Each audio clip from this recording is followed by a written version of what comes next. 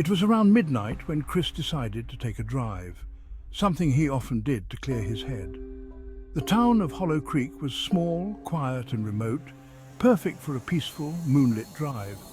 But that night, something felt off.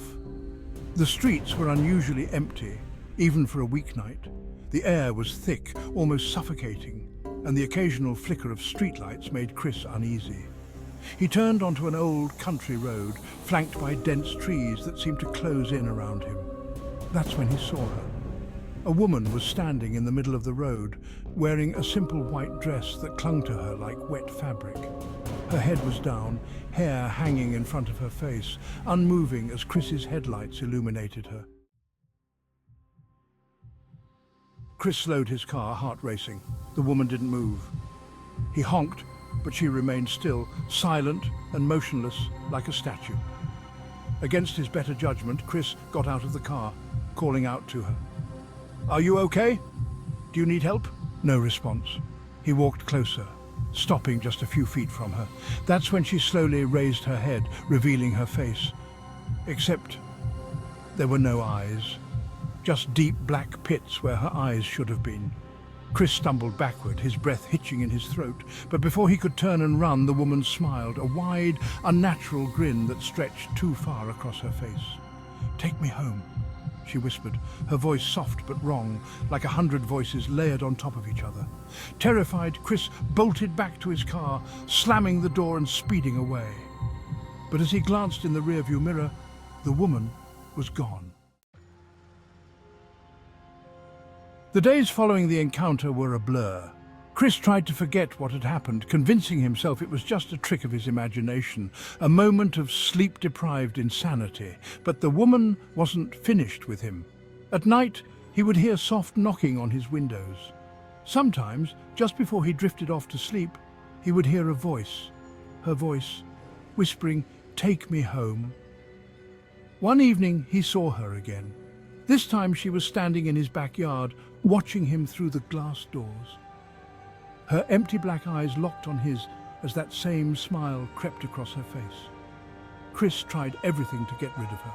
He moved houses, changed his number, even left Hollow Creek for a while. But no matter where he went, she followed. Weeks later, Chris found himself at the breaking point. He hadn't slept in days, haunted by her image and her voice that echoed in his mind. He was losing his sanity.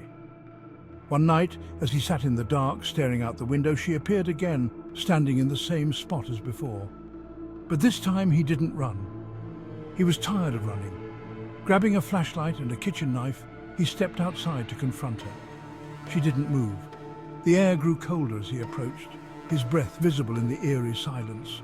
"What do you want?" he screamed, holding the knife in front of him. The woman cocked her head, her smile fading as she stepped closer. "You know where to take me," she whispered, her voice dripping with malice. "Take me home." Without thinking, Chris lunged at her with the knife, but as the blade pierced her, she simply dissolved into darkness, her body turning to smoke before vanishing entirely. Chris collapsed to the ground, his mind reeling. For a moment, he thought it was over, that he had finally escaped her. But as he looked up, there she was again, standing only inches from him. "Take me home," she whispered, her voice echoing inside his skull. Weeks have passed since that night, but Chris was never the same. He tried to tell people about the black-eyed woman, but no one believed him. They called him paranoid, delusional, a man on the verge of madness. And perhaps they were right. How do you explain something that defies all logic, all reason? But if you drive down that same country road in Hollow Creek, you might see her too, standing in the middle of the road, her black hollow eyes staring straight at you. And if you do, don't stop. Whatever you do, don't stop. Thanks for tuning in to 0 Hour Files Supernatural. Remember, sometimes the things we fear most aren't lurking in the shadows, they're standing right in front of us. Don't forget to like and subscribe for more terrifying tales of the unknown. Until next time, stay safe, if you can.